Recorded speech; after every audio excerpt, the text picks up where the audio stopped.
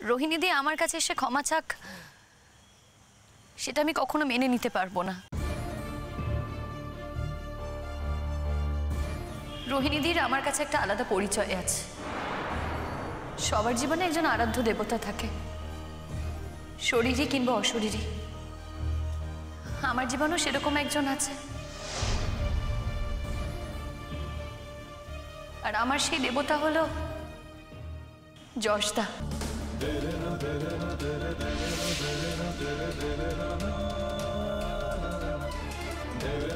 তাই আমার দেবতার স্ত্রী সে, যশদার স্ত্রী রোহিণী দি।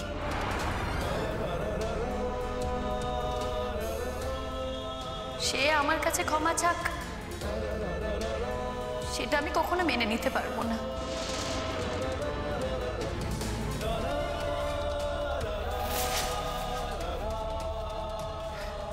আর কিছু কিছু সম্পর্কে কখনো সমীকরণ হয় না, কিছু কিছু সম্পর্কে সমীকরণ করাও যায় না। রোহিণী দি আর যশদার মধ্যে আমি কখনো কোনোদিন তৃতীয় ব্যক্তি হয়ে থাকবো না। তবে কি কিছু কিছু সম্পর্ক, কিছু কিছু ঘটনায় এমন অলৌকিকত্ব থাকে যে সেই সম্পর্কগুলো অস্বীকার করা যায় না। যে সম্পর্ক দিক থেকে মুখ ফিরিয়ে চলে যাওয়া যায় না। তাই যশদা যখন অসুস্থ হলো, আমি বাধ্য হলাম যশদাকে সুস্থ করতে। আর একজন ডাক্তার হিসেবে সেটা আমার ধর্ম, একজন মানুষ হিসেবেও সেটা আমার ধর্ম, আর একজন ভক্ত হিসেবে তো বটেই। যদিও বা ইদানিং আমি আর যশদা রোহিণীদের বাড়িতে থাকি না, তাই ওদের মধ্যে হাইফেন হয়ে থাকার আমার কোনো সুযোগও নেই। তবে এটা ঠিক, যশদার সঙ্গে আমার এক অদ্ভুত সম্পর্ক রয়ে গেছে।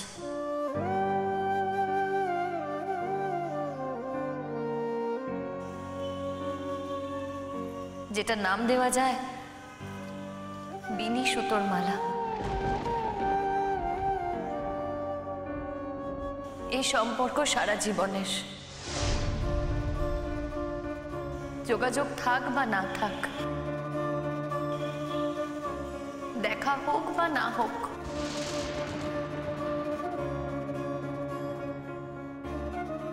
কথা হোক বা না হোক, এই সম্পর্ক সারা জীবন রয়ে যাবে।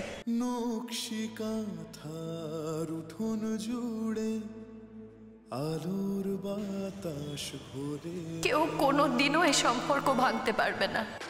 বাঁশির ডাকে পথের বাঁকে, হ্যাঁ, জীবনে গল্প বলা আমি আরো একজনকে পাশে পেয়েছি। ছাতিম ফুলের সুবাস, আমার অভিভাবকও বলা চলে, আমার দাদা রাহুল দা।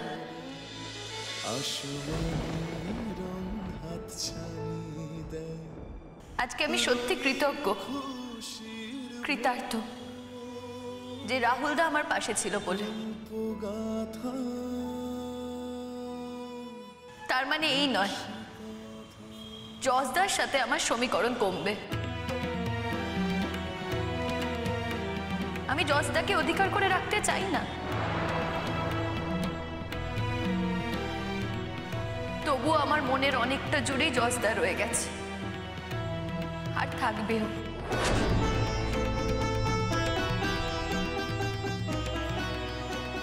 আমার আর যশদার শারীরিক দূরত্ব যতটা বাড়বে, মানসিক দূরত্ব ততটাই কমবে। আর এটা একটা সত্যি, এটাকে অস্বীকার করা যায় না। যে বৃহত্তর সংসারের কথা আমাকে যশদা বলছিল, সেটা আসলে কাজের জায়গা, কাজের জীবন। এই জীবনে হয়তো যশদার সাথে আমি কখনো কাজ করব, কিন্তু রোহিণী, তোমাকে বিনীতভাবে আমার একটাই কথা বলার আছে। নিজের ভালোবাসাকে, নিজের স্বামীকে ধরে রাখার জন্য কখন অন্য মেয়েকে প্রয়োজন হয় বলো তো? যখন নিজের ওপর নিজের কোনো আস্থাই থাকে না তখন। রোহিণীদি, মানুষ কোনো সম্পদ না।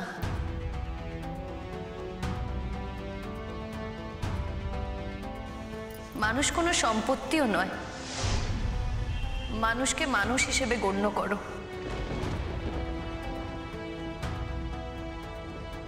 মানুষকে তুমি মর্যাদা দাও, দেখবে তাহলেই তুমি তোমার মর্যাদা ফিরে পাবে। মানুষকে তুমি সম্পদ হিসেবে গণ্য করো না, মানুষ হিসেবেই গণ্য করো। তাহলেই দেখবে সব সমস্যার সমাধান হবে।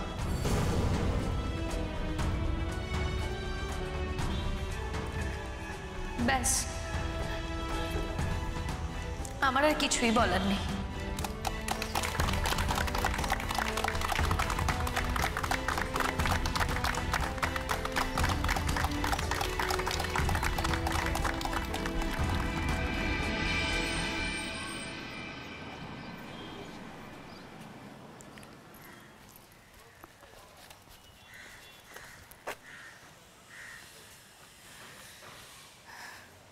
এসবের কি কোনো দরকার ছিল? ঠিক বুঝলাম না। আমি তোমাকে বলতে চাইছি যে এই সবের কি কোনো দরকার ছিল? এই নাটকের তো কোনো দরকার ছিল না। কিসের দরকার ছিল আর কিসের দরকার ছিল না সেটা আমি জানি না শবনম। তোমার সাথে একটা অন্যায় হয়েছিল, আর যারা এই অন্যায়টা করেছিল তারা পাবলিকলি করেছিল, তাই আমি চাইছিলাম যে তারা ক্ষমা চাইবে, পাবলিকলি ক্ষমা চাইবে। কিন্তু আমার তো একটা অনুমতি নেওয়া প্রয়োজন ছিল। তোমার মনে হলো না যে আমার অনুমতি নেওয়া দরকার? কেন, কিসের জন্য অনুমতির দরকার? এটা তো কারো ব্যক্তিগত ব্যাপার নয়, এটার একটা সোশ্যাল অ্যাসপেক্টও আছে। হ্যাঁ, কিন্তু ব্যাপারটা তো আমাকে নিয়ে। যখন আমাকে নিয়ে তখন আমাকে জিজ্ঞেস করা উচিত। আজকে আমি যদি না আসতাম তাহলে তো তোমার সভাটা বন্ধ হতো। আমি জানতাম তুমি আসবে। তুমি আমার ব্যাপারে এত কি করে জানো বলো তো?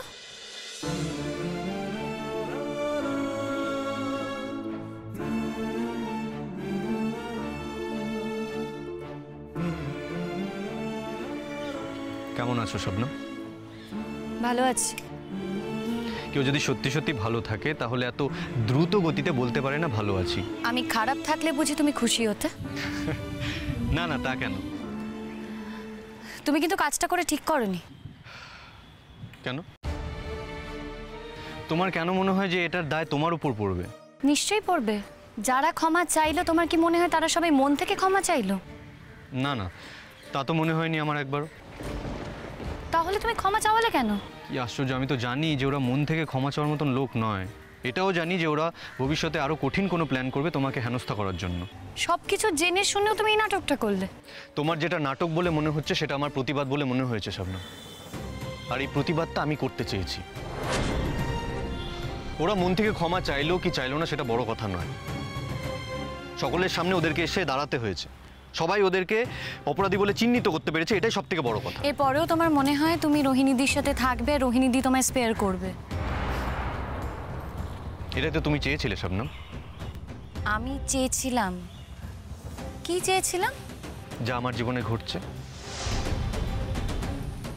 দেখো, তোমার জীবনে যে সবসময় সব খারাপ ঘটে তা তো নয়। রোহিণীদির সাথে তুমি ভালোও থাকো, আর সেই দৃশ্য তো আমি দেখেছি। হাসছো যে? না না, এমনি একটা কথা বলার ছিল। বলো। সেদিন তুমি আমার কথা অগ্রাহ্য করলে ঠিক আছে, আমি জানি তুমি আমার কথা শুনবে না, কিন্তু আমার বাবার কথা অগ্রাহ্য করলে কেন? বাবার কথা তো শুনতে পারতে, আমাদের সাথে ফিরতে পারতে। আমি যদি তোমার বাবার কথা শুনতাম তাহলে তোমার মাকে অগ্রাহ্য করা হতো, তোমার মাকে অসম্মান করা হতো, তোমার বউকে অসম্মান করা হতো। আমার উপর তোমার এত রাগ কেন শবনম? আমার কারোর ওপর কোনো রাগই নেই। আমার উপর তোমার খুব রাগ, তাই না শবনম? এই তো মরেই তো যাচ্ছিলাম কিছুদিন আগে, মরেই যাচ্ছিলাম। আবারও সেই ঘটনা ঘটতে পারে ভবিষ্যতে, কে জানে। আচ্ছা, কি লাভ বলো তো একটা মানুষের উপর এত রাগ করে থেকে? যদি মানুষটা পৃথিবীতে না থাকে তখন তো আক্ষেপ করবে। প্রথম কথা, আমার কারোর ওপর কোনো রাগ নেই। আর দ্বিতীয় কথা, আমার এসব নাটক করা কথাবার্তা না শুনতে একদম ভালো লাগে না। কোনটা নাটকীয় কথাবার্তা মনে হচ্ছে তোমার? এই যেটা বলছো, যেগুলো বলছো কিসব মনে ঠরে যাবে? কেন এসব কথা বলছো তুমি? আর দ্বিতীয় কথা, আমার কারোর ওপর কোনো রাগ নেই, আমার হাতে অত সময় নেই যে কারোর ওপর রাগ করে আমি বসে থাকবো। জানি তোমার হাতে একদম সময় নেই, তোমার জীবনে এখন অনেক কাজ। হ্যাঁ, কাজ। আমার জীবনে এখন অনেক কাজ। আমি আমার ব্যক্তিগত মুহূর্তগুলো কাজ দিয়ে ভরিয়ে দিতে চাই। কেন? সেই ব্যক্তিগত মুহূর্তগুলো ফাঁকা থাকলে মনের চোখে কেউ এসে দাঁড়ায় বলে? তুমি ঠিক কি বলতে চাইছো বলো তো? যা সত্যি তাই বললাম। তুমি আমাকে উপেক্ষা করতে পারো শবনম, কিন্তু আমাকে কোনোদিন অস্বীকার করতে পেরেছো কি? এসব কথা থাক জস্তা। না, কেন থাকবে? কেন? এসব কথাই তো চিরকাল হবে আমাদের মধ্যে। কখনো তুমি আমাকে উপেক্ষা করবে, কখনো আমি তোমাকে উপেক্ষা করব। কখনো তুমি আমাকে অপমান করবে, কখনো আমি তোমাকে অপমান করব। কখনো তুমি আমার উপর নির্ভর হবে আর আমি কখনো তোমার উপর নির্ভর হব। এটাই চলবে আমাদের মধ্যে। কিন্তু আমরা কখনো একে অপরকে এটা মুখ ফুটে বলবো না যে আমরা চিরকাল একে অপরের সঙ্গে একসাথে থাকতে চেয়েছিলাম। হয়তো এই কথাটা আমি মুখ ফুটে বলবো, কিন্তু তুমি পাত্তাই দেবে না। আর তুমি এই একই কথা মনে মনে চিরকাল বলে যাবে, আর আমি সেটা কোনোদিনও শুনতে পাবো না। বাড়ি যাচ্ছিলে তো, বাড়ি যাও। তুমি যাবে না? দেখো, এখানে আমার কোনো বাড়ি নেই, কিন্তু একটা থাকার জায়গা আছে ঠিকই। যাবো, আমাকে একটু লাইব্রেরিতে যেতে হবে, বই চেঞ্জ করার আছে। আমি তো লাইব্রেরির বই নিয়ে পড়াশোনা করি। আমার কাছে কিছু বই আছে। হ্যাঁ, মানছি যে আমাকে গ্রহণ করতে তোমার আপত্তি আছে। আমার বইগুলো তো গ্রহণ করতে কোনো আপত্তি নেই। প্রয়োজন হবে না। দেখো, পুরনো অভ্যেস তো। এত বছর যখন আমি লাইব্রেরির বই নিয়ে পড়াশোনা করেছি, তখন একটা বছরও করতে পারবো। আর তাছাড়া লাইব্রেরির বই নিয়ে পড়াশোনা করতে, নোট নিতে ভালোই লাগে, মজাই লাগে আমার। তার সাথে আরেকটা জিনিসও হয়, অহংকার, যে আমি কারো সাহায্য ছাড়াই পড়াশোনা করেছি। দেখো, কারোর সাহায্য ছাড়া যে আমি কখনো কিছু করতে পারি না, সেটা তুমি খুব ভালো করেই জানো। সব সময় সবার সাহায্যই প্রয়োজন হয়। এই দেখো না, তুমি যদি ঠিক সময় না গিয়ে পৌঁছাতে, তাহলে তো আজ আমার বিয়েটাই হয়ে যেত। মানুষ সমাজবদ্ধ জীব শবনম। সমাজে থাকতে গেলে তাদের কিছু দায়বদ্ধতা থাকে। আমি সেদিন সেখানে না গেলে আমার জায়গায় অন্য কেউ গিয়ে দাঁড়াতো। পুলিশ থাকলে সেও আমার কাজটা করতো, বা কোনো প্রভাবশালী ব্যক্তি থাকলে সেও আমার কাজটা করতো। হ্যাঁ, ঘটনাচক্রে সেদিন আমি সেখানে গিয়ে পৌঁছেছিলাম। বুঝলাম। একজন পুলিশ অফিসার যদি আমাদেরকে সাপোর্ট দেয়, তাহলে আমরা ধরে নিই যে এটা তার দেওয়ার কথা, তাই সে দিচ্ছে। আলাদা করে তার কৃতজ্ঞ থাকি না সারা জীবন, বা সেই কথাটা মনে রাখি না আমরা। কথায় কথায় তার এই সাপোর্টের রেফারেন্সটা টেনে আনি না। আমি যদি সেদিন পুলিশ অফিসার হতাম, তাহলে আমি ওই কাজটা করতাম, আমার কর্তব্যের মধ্যে পড়তো। যেহেতু সেই কাজটা আমার করার কথা নয়, তা সত্ত্বেও আমি করেছি, তার জন্য এত হাততালি। কে আবার হাততালি দিল? তোমার কথার মানেটাই তো তাই শবনম। আমার এই সস্তা হাততালি চাই না। আমি কিন্তু কিছু পাওয়ার জন্য এই কাজটা করিনি। জজদা, আমি কখনো তোমাকে হাততালি দিয়ে ছোট করতে চাইনি, বিশ্বাস করো। তুমি আমাকে কি করেছো আর কি করনি তা আমার থেকে ভালো আর কেউ জানে না শবনম। কি করেছি আমি? বলো, আমি কি করেছি আর কি পেয়েছি আমি? আমার না সব জানা আছে। তুমি কি পেয়েছো সেটা যদি তোমার জানা থাকে, তাহলে আমি কি পাইনি সেটাও তোমার জানা আছে। আমি না তোমার কথা সত্যি কিছু বুঝতে পারছি না। আমি তোমাকে দুহাত ভরে দিতে চেয়েছিলাম শবনম, তুমি আমাকে ফিরিয়ে দিয়েছো। আমাকে ফিরিয়ে দিয়ে আমার দেওয়ার পথটাকেও তুমি বন্ধ করে দিয়েছো ইচ্ছে করে।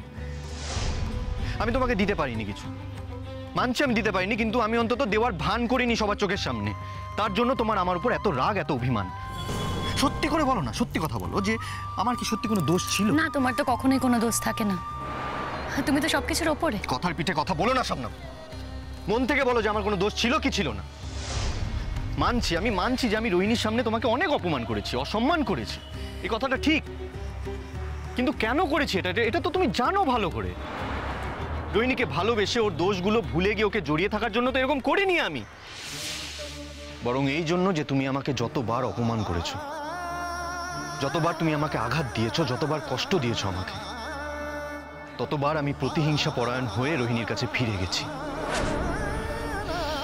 সেটা শুধুমাত্র তোমার মনে জ্বালা ধরানোর জন্য। হ্যাঁ, আমি মানছি আমি ছেলে মানুষই করেছি, আমি একটা বাচ্চা ছেলের মতন কাজ করেছি, কিন্তু এই কথাগুলো কিন্তু আমি রোহিণীকে ভালোবেসে বলিনি কোনোদিন। তাহলে তো রোহিণীদিকে ঠকানো হলো। হ্যাঁ, তাই হয়তো। একটা মানুষ তো সব দিক দিয়ে পারফেক্ট হতে পারে না।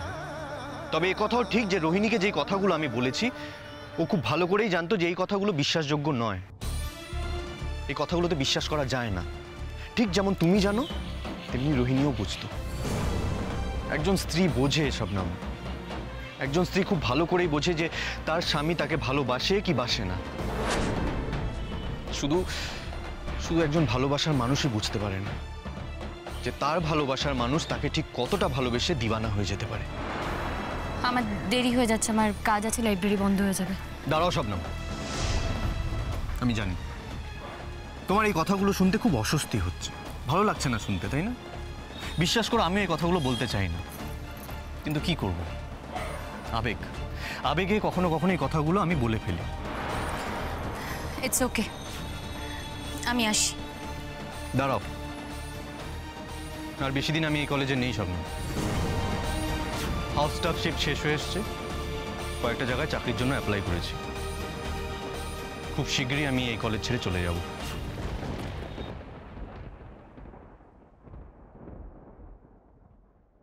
হ্যাঁ,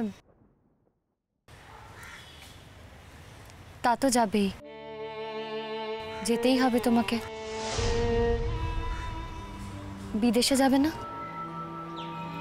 আপাতত যাচ্ছি না, পরে কি করব জানি না, হয়তো যেতে পারি নাও যেতে পারি, তবে এখন সেটা ডিসাইড করিনি। আমি তো যতদূর জানি এটা অনেক আগে থেকেই যাওয়ার কথা ছিল। আগে থেকে তো অনেক কথাই হয়েছিল, কটা কথার জীবনে ফলে বলো তো স্বপ্ন। তবু একটা কথা আমি তোমাকে বলবো, আমাকে সারা জীবনের জন্য অসুখী করার দায়টা না নিলেই পারতে তুমি। তুমি এখনো আমার উপর দোষ চাপাচ্ছ। হ্যাঁ, তোমার উপরই তো চাপাবো আমি, কারণ এই দোষটা তো তোমাকে ছাড়া কারোর উপর দিতে পারবো না। সারা জীবন হয়তো আমাকে এই ব্যক্তিগত অসুখটা নিয়ে বাঁচতে হবে। তোমাকে ভালোবেসে এটাই হয়তো আমার পাওনা ছিল, প্রাইসলেস গিফট। থ্যাংক ইউ, আসছি আমি।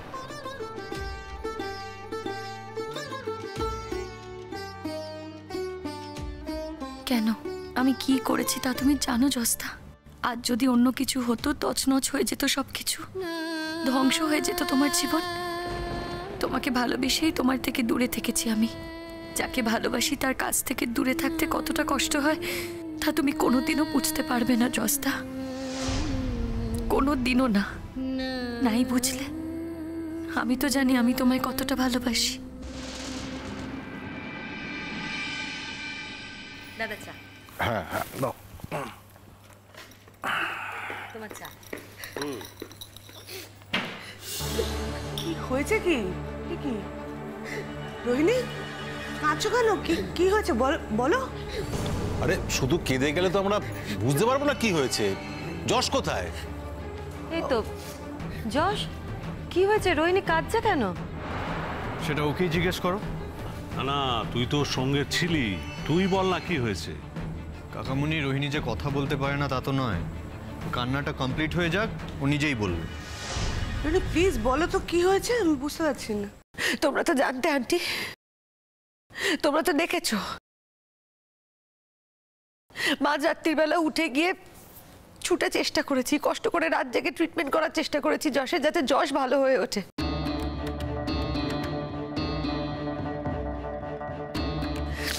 তার পরিণামে কি হলো?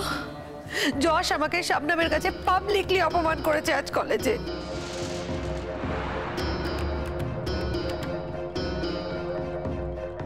আমাকে জনসভা করিয়ে শাবনামের কাছে ক্ষমা চাইয়েছে।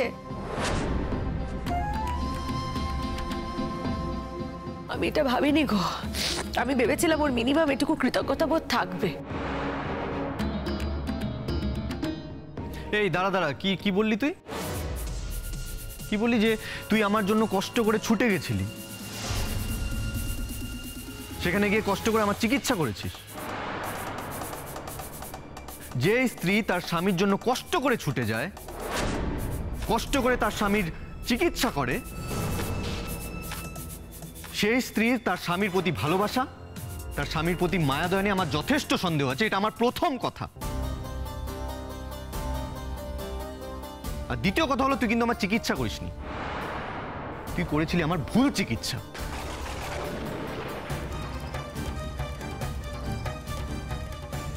আচ্ছা ঠিক আছে, সে তো মিটে গেছে, তুমি তো সুস্থ হয়ে গেছো, এখন এসব কথাগুলো বলে কি লাভ?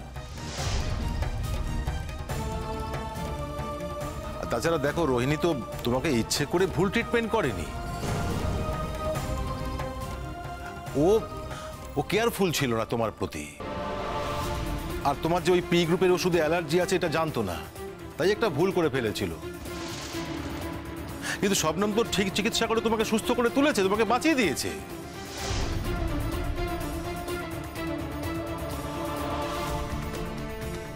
এখন এই সব কথা বলে তো লাভ নেই। আর দেখো, অনেক ডাক্তারই এরকম ভুল করে ফেলে, সেটা বড় কথা নয়। এখন কি হয়েছে সেটা বলো। এখন কিছু হয়নি বাবা, নতুন কিচ্ছু হয়নি, যা হওয়ার কথা ছিল তাই হয়েছে।